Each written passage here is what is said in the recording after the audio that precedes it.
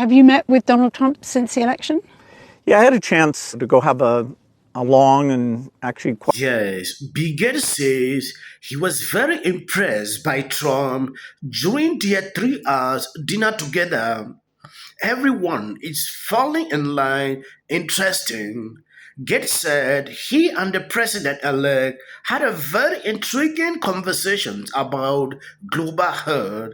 Trump energized and looking forward to helping to drive innovations. I was frankly impressed with how we all show a lot of interest in the issues I brought up. Have you met with Donald Trump since the election? Yeah, I had a chance to go have a long and actually quite intriguing dinner with him. What did you discuss? What was intriguing? Well, we touched on a lot of things. It was over 3 hours. To my surprise, it was, just he and I, his chief of staff, Susie Wiles, and the person who helps manage things for me, Larry Cohen. So the four of us sat there, and it was quite wide-ranging. Global health's the area that I work in, and such amazing things have happened and can happen there. I spoke a lot about HIV and that the foundation's literally working on a cure for that. We're at an early stage, and so he, in the COVID days, accelerated the vaccine innovation. So I, was asking him if maybe the same kind of thing could be done here, and we both got, I think, pretty excited about that.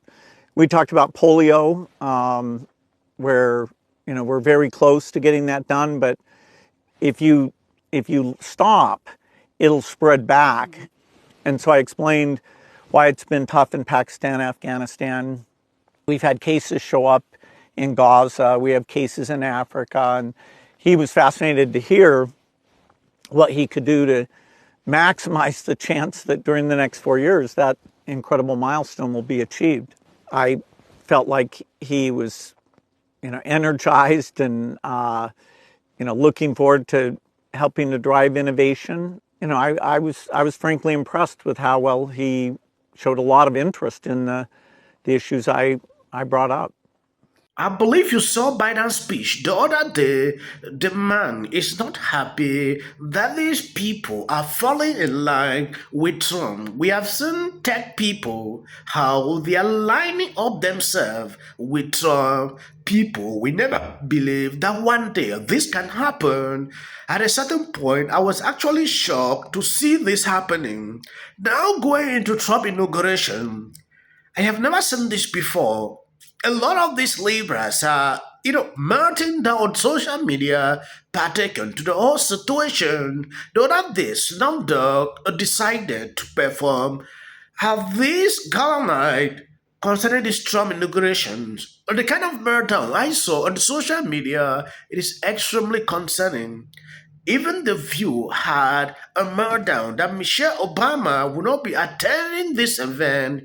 If you remember, during the DNC, Michelle Obama said something that triggered a lot of people that she doesn't like to really be amongst white people. Too cold, Donald, really, to have your inauguration outside because the temperature is going to be 23 degrees. Okay, let's just put this into perspective. It was 7 for Reagan. It was 22 for Kennedy.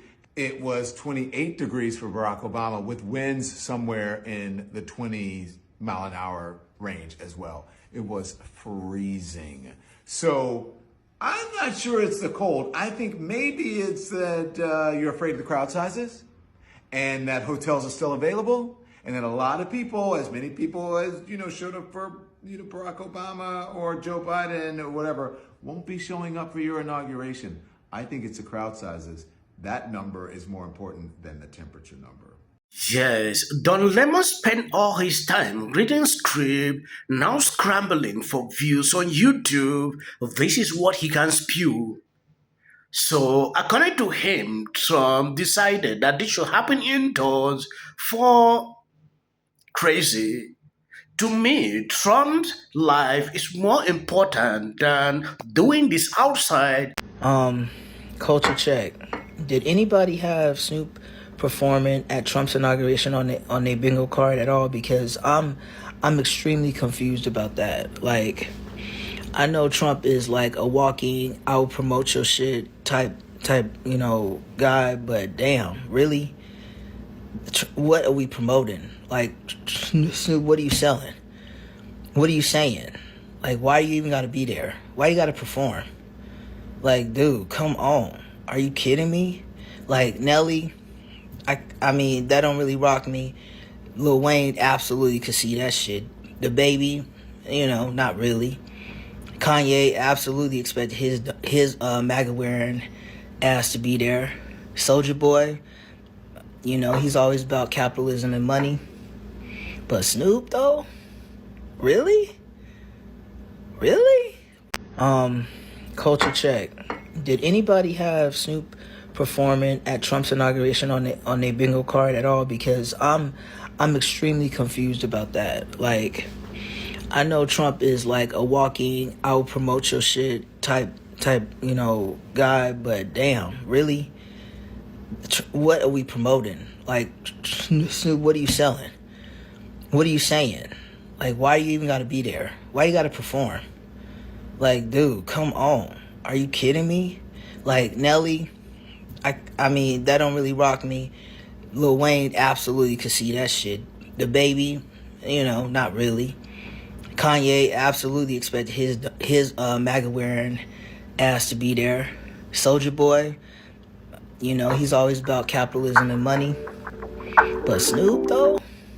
Really? Really? Yes, Lord, she is so right. She is so right. She gave us that when they go low, we must go high. She changed that one. And I think she's changed her tune. I think when they go low, you have to meet that energy and perhaps go even lower, become small like an ant and go to the earth's crust. And what I will say is, not cross yeah. Well, what I will say is, she said that she did not enjoy Trump's 2017 inauguration because there was no diversity, there was no color on that stage. She said there was no reflection of the broader sense of what America looks like, and many people took pictures of her, and she just wasn't in a good mood. Honestly speaking, whether Michelle Obama attended Trump inaugurations or not, nothing would change. Trump is a president. Get over it. Be used to with that. That is just the best thing to do at this time. All this ranting, oh, this is the best thing. It's insane. Stop all that.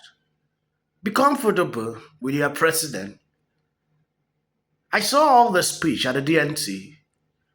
There is nothing you can do about it at this moment.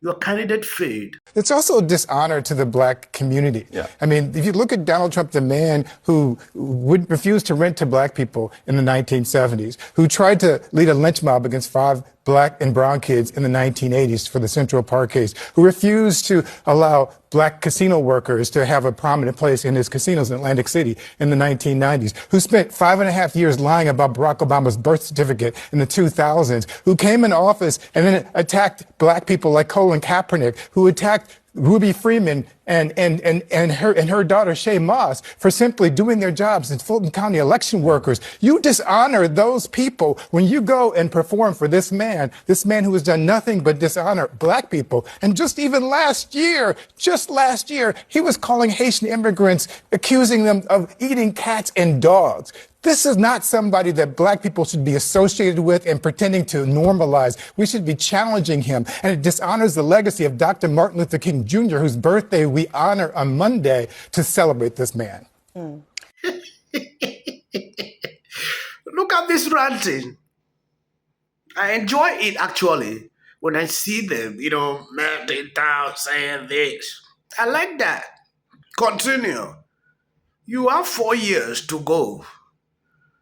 At a certain point, I didn't want to make a mockery of these people, but I believe right now we are going to do that for 4 years straight. Next time you all see me, Donald Trump will be president, and you may not see me. Next 4 years, we're taking this one day at a time. Biden said today an oligarchy is taking shape of extreme wealth, power, and influence that literally threatens our entire democracy, basic rights and freedoms, and a fair shot for everyone to get ahead.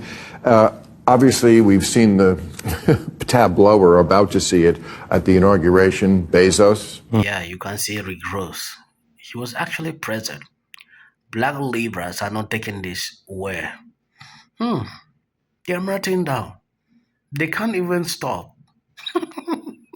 Follows Ray J, Soulja Boy, Nelly, Rick Ross, and Snoop Dogg. Y'all all bent over and took it from the back from Trump and his white racist people. Y'all are a disappointment and a disgrace to the black community. Looks like, unfortunately Gaza or one of these war-torn countries where awful things have happened. And there are fires now breaking out everywhere. So it feels totally bizarre to be talking about a movie. I'll be laying out a plan for how we recover. And sparks move things. And it doesn't matter how much water you have. Thank you guys who always been there sharing on my videos. I don't like to make the videos long. Reason I always cut it at this point for future president and his gag are a function of their flawed morality and policy. The problem with California is forestry management. We're triggering total collapse. The city of the Pacific Palisades is burning, and I flew here last night. I was on the plane, started getting texts. So I am evacuating my home. What we need to do against what we know is right, and these are the results. Trump is now calling that Governor Newsom should step down. This is you getting water to areas that need water because there are fires in 100-mile-an-hour winds. The situation is beyond control.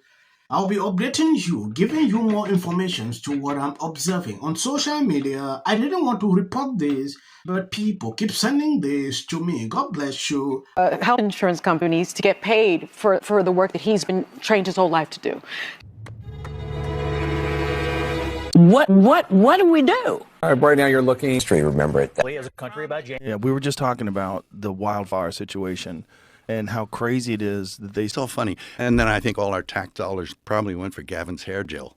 I don't know, but it's like, it's sad. I want to be, Jim Jordan. In the 5 tenants of Palisades Village right here. This is the town center of sorts. I say yes. Could have would have gone better.